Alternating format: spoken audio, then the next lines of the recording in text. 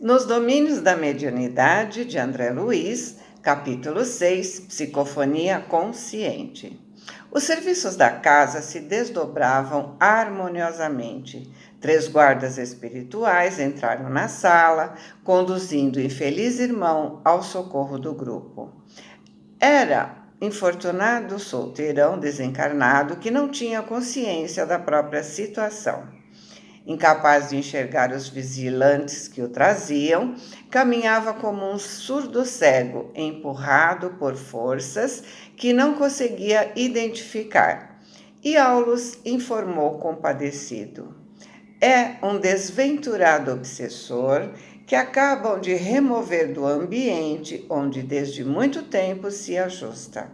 Desencarnou em plena vitalidade orgânica, depois de se debilitar em festiva loucura.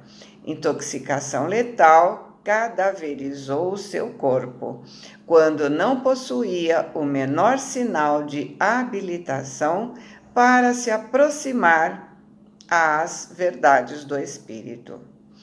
E como quem já conhecia as particularidades da prestação de socorro, que certamente foi antecipadamente preparada, continuou explicando: reparem, é alguém que se movimenta nas trevas de si mesmo, ou seja, ele está remoendo as lembranças do inferno que ele criou para si mesmo. Trazido ao recinto sem saber o rumo tomado pelos próprios pés, como qualquer alienado mental em estado grave. Saindo do corpo físico com o pensamento emaranhado às paixões por irmã nossa, hoje torturada enferma, que sintonizou com ele a ponto de retê-lo junto de si, com aflições e lágrimas, passou a vampirizar o seu corpo. A perda do corpo físico na deficiência espiritual em que se achava o deixou integralmente desorientado, como um náufrago dentro da noite. Entretanto, se adaptando ao organismo da mulher amada que passou a obsidiar, nela encontrou novo instrumento de sensação, vendo por seus olhos, ouvindo por seus ouvidos, muitas vezes falando por sua boca e se alimentando com os alimentos comuns por ela utilizados. Ambos vivem nessa simbiose há quase 5 anos. Mas agora a moça, subnutrida e perturbada, acusa desequilíbrios orgânicos de grande proporção. Então, esse irmão sintonizou com ela pela paixão e passou a vampirizá-la, e estava muito mal por estar vivenciando uma dupla personalidade, ou seja, ela sente as necessidades dele, e por desequilíbrio, ela não consegue saber o que é dele e o que é dela. Ela está entrando numa situação de quase loucura. Como a doente solicitou nossa ajuda assistencial, somos constrangidos a duplo socorro, para que se cure das fobias que presentemente a assaltam, como reflexos da mente dele, que se vê apavorado diante das realidades do espírito. É necessário o afastamento dos fluidos que a envolvem, assim como a coluna abalada pelo abraço constringente de uma era reclama limpeza em favor do reajuste. Nesse ínterim, os condutores, obedecendo a determinações de Clementino, colocaram o sofredor ao lado de Dona Eugênia. O mentor da casa, que é o Clementino, se aproximou dela e aplicou forças magnéticas sobre o seu córtex cerebral, depois de lançar vários feixes de raios luminosos sobre a extensa região da glote, da fala, né? Ou seja, está magnetizando as regiões que serão usadas por ela para a psicofonia. Notamos que Eugênia Alma se afastou do corpo, se mantendo junto dele à distância de alguns centímetros, enquanto que, amparado pelos amigos que o assistiam, o visitante se sentava, se inclinando sobre o equipamento mediúnico ao qual se justapunha, à maneira de alguém que se debruça numa janela. Diante do quadro, recordei as operações do mundo vegetal, em que uma planta se desenvolve à custa de outra, e compreendi que aquela associação poderia ser comparada a sutil processo de enxertia neuropsíquica. Suspiros de alívio se desprenderam do tórax mediúnico, que por instantes se mostrou algo agitado. Observei que leves fios brilhantes ligavam a fronte de Eugênia, desligada do veículo físico, ao cérebro da entidade comunicante, porque eu dirigi um olhar de interrogação e estranheza. Aulus explicou prestimoso. É o fenômeno da psicofonia consciente, ou trabalho dos médiuns falantes. Embora dominado pelas forças de Eugênia, o hóspede enfermo do nosso plano permanece controlado por ela, a quem se emana pela corrente nervosa, através da qual nossa irmã estará informada de todas as palavras que ele mentalize e pretenda dizer. Efetivamente, ele se apossa temporariamente do órgão vocal da nossa amiga, se apropriando do seu mundo sensório, conseguindo enxergar, ouvir e raciocinar com algum equilíbrio por intermédio das energias dela. Mas Eugênia comanda firme as rédeas da própria vontade, agindo como se fosse enfermeira, concordando com os caprichos de um doente, no objetivo de ajudá-lo. Esse capricho, porém, deve ser limitado, porque, consciente de todas as intenções do companheiro infortunado a quem empresta seu carro físico, nossa amiga se reserva no direito de corrigi-lo em qualquer inconveniência. Ou seja, ela sabe o que ele pretende dizer e, se for inconveniente, ela corta. Se ele quiser fazer algo que não deve ser feito, ela não vai permitir. E, se precisar, ela volta na hora que ela quiser e o afasta. Portanto, ela tem total comando sobre as intenções dele. E aí ele continua: pela corrente nervosa, conhecerá suas palavras na formação na mente dele, apreciando-as previamente, uma vez que os impulsos mentais dele percutem sobre o seu pensamento como verdadeiras marteladas. Assim, ela pode frustrar qualquer abuso, fiscalizando seus propósitos e expressões, porque se trata de uma entidade que lhe é inferior, pela perturbação e pelo sofrimento em que se encontra e cujo nível não deve se arremessar, se quiser ser útil. Ou seja, ela não pode entrar em sintonia com ele em momento algum. Ela está dando a ele a oportunidade de se manifestar, de ser doutrinado, de ser ajudado, mas tem que estar no comando o tempo todo.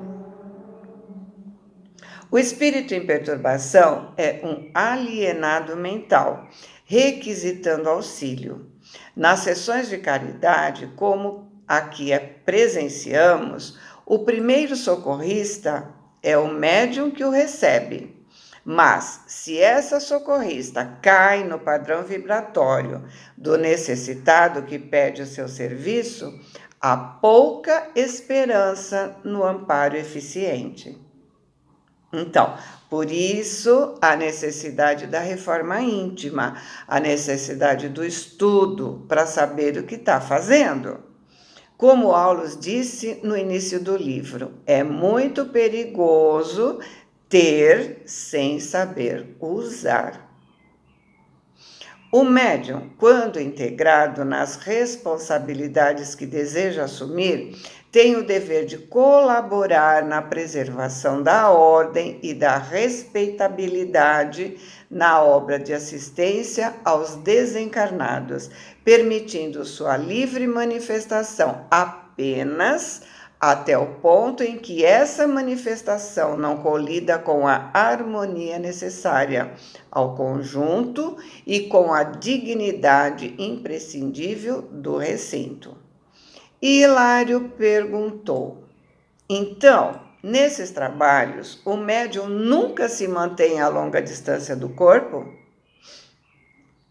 Sim, sempre que o esforço se refira a entidades em desajuste, o médium não deve se ausentar demasiado. Como um demente em casa, o afastamento é perigoso.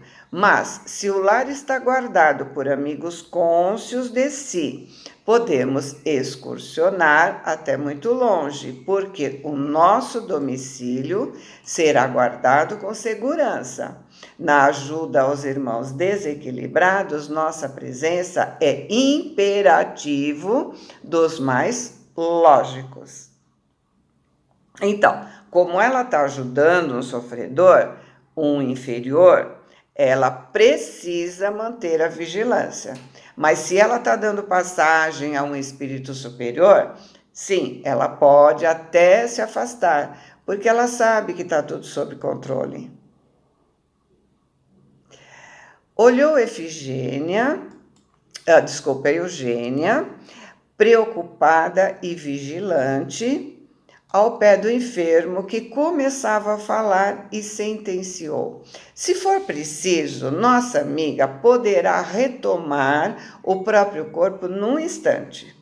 Ambos se acham num consórcio momentâneo em que o comunicante é a ação, mas no qual a médium personifica a vontade.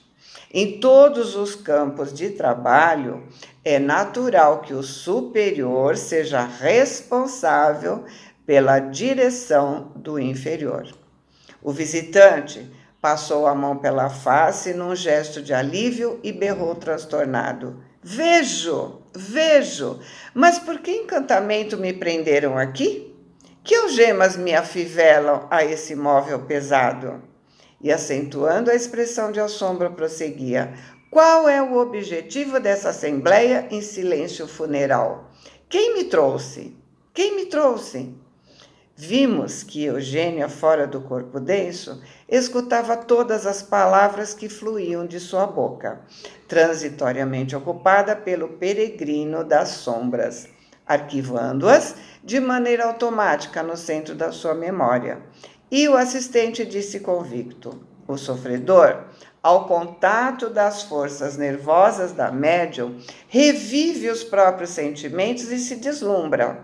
Se queixa das cadeias que o prendem, cadeias essas que em 50% decorrem da contenção cautelosa de Eugênia. Portanto, dessa forma, ele se porta como um doente controlado, como se faz imprescindível. E se a nossa irmã relaxasse a autoridade? O Hilário perguntou curioso. Não estaria em condições de prestar benefícios concretos a ele, porque então ela teria descido ao desvairamento do mendigo de luz que nos propomos auxiliar. O mentor, o nosso instrutor, esclareceu com calma. E numa imagem feliz para ilustrar o assunto, ele acrescentou: um médio passivo, em tais circunstâncias, pode ser comparado à mesa de serviço cirúrgico, que sustenta o enfermo necessitado de ajuda médica. Se o móvel especializado não possuísse firmeza e humildade, qualquer intervenção seria de todo impossível. Mas nossa amiga está enxergando conscientemente a entidade que se associa ao seu corpo carnal com tanta clareza quanto nós? Perguntei por minha vez, disse André, né? Atento aos meus objetivos de aprendizado. E Aulos esclareceu condescendente. No caso de Eugênia, isso não acontece, porque o esforço dela na preservação das próprias energias e o interesse na prestação de auxílio com todo o coeficiente de suas possibilidades não lhe permitem a necessária concentração mental para surpreender a sua forma exterior. Entretanto, nela se reproduz as aflições e os achaques do socorrido. Sente a sua dor e a excitação, registrando seu sofrimento e o mal-estar. Ele está explicando o que acontece com a maioria dos médiuns. São poucos os que conseguem enxergar o espírito a quem está ajudando. A maioria sente dor, desespero, aflição, ou seja, sente as sensações. Mas aquele que estuda mantém o comando e facilita o trabalho do doutrinador. Continuando, ao passo que a nossa conversa se estendia, o comunicante gritava contundente: por acaso estamos num tribunal? Por que uma recepção estranha quanto essa?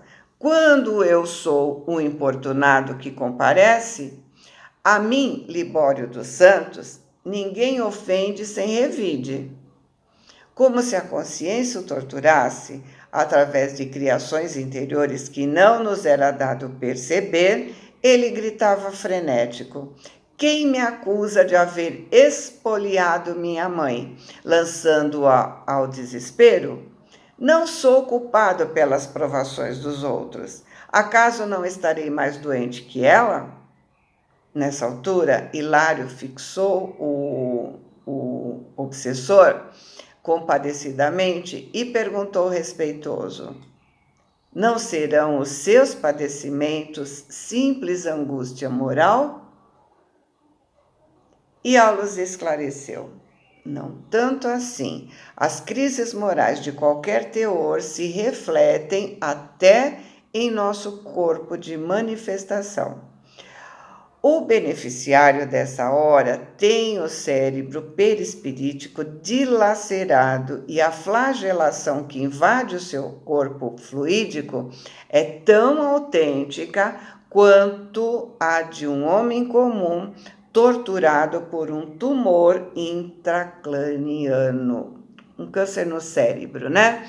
Ou seja, tudo o que ele está sentindo é muito duro, muito difícil, muito doloroso. Demonstrando-se extremamente interessado no estudo, Hilário disse: se fôssemos nós, os companheiros encarnados, com sede de maiores conhecimentos da vida espiritual, poderíamos submetê-lo a interrogatório minucioso? Estaria em posição de se identificar perfeitamente? Aulos abanou levemente a cabeça e considerou: nas condições em que se encontra, isso não seria viável. Estamos abordando apenas um problema de caridade que se reveste das mais elevadas importância para a vida em si. Na hipótese de efetivarmos a tentativa, conseguiríamos apenas inútil inquirição.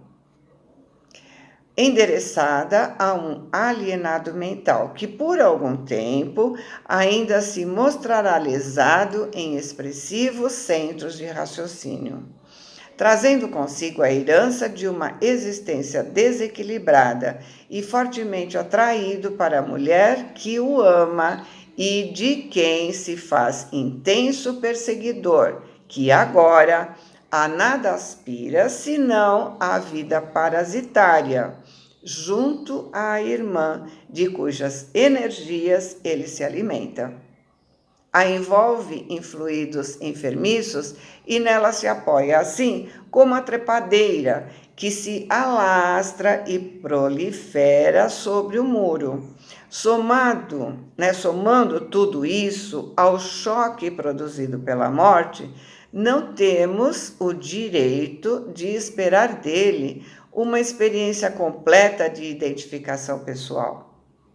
Então, ele é um espírito sofredor e está ali como um parasita. Então, primeiro ele tem que entender o que está acontecendo e depois é que ele poderá entender qualquer coisa. Enquanto isso, Libório prosseguia alucinado. Quem poderá suportar essa situação? Alguém me hipnotiza? Quem fiscaliza meu pensamento? Valerá restituir a minha visão, prendendo os meus braços? Olhando aquele homem com simpatia fraterna, o assistente informou: ele se queixa do controle a que é submetido pela vontade cuidadosa de Eugênia. Ruminando as perguntas que vinham à nossa mente, Hilário objetou: a médium consciente, como se encontra, e ouvindo as frases do comunicante, que utiliza sua boca, assim vigiado por ela, é possível que Dona Eugênia tenha grandes dúvidas. Não poderá ser induzida a admitir que as palavras proferidas pertencem a ela mesma, não sofrerá vacilações? E o assistente concordou: isso é possível. No entanto, nossa irmã está habilitada a perceber que as comoções e as palavras desta hora não lhe dizem respeito. E o meu colega insistiu: mas e se a dúvida invadisse? Aí Aulos Cortês disse: então, emitiria da própria mente positiva recusa, expulsando o comunicante e anulando preciosa oportunidade de serviço. A dúvida, nesse caso, seria a congelante faixa de forças negativas. Ou seja, se o médium tiver qualquer dúvida a respeito do que está falando, se é dele ou não, acaba com todo o trabalho. O que dá segurança ao médium é o estudo, é sua condição moral, é se conhecer. Quando nos conhecemos, sabemos o que é nosso pensamento e o que é o nosso sentimento e o que vem de fora. As energias do médium ajudam o espírito necessitado a ter um pouquinho de clareza para permitir receber a ajuda necessária. Mas, porque Raul Silva iniciou a conversa com o hóspede revoltado, o orientador amigo nos convidou a observar melhor. E assim, André termina o nosso capítulo de hoje. Fiquem com Deus, boa semana, amo vocês.